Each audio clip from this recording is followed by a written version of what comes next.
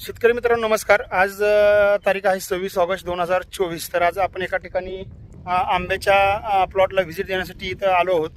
तर या ठिकाणी आल्यानंतर एक गोष्ट प्रथमतः पहिल्यांदाच मी या प्लॉटवर व्हिजिट करण्यासाठी आलो आहे। तुम्ही जर बघितलं तर पूर्ण हा माळरान आहे आणि माळरानावर लागवड केलेली ही आंब्याची लागवड आहे।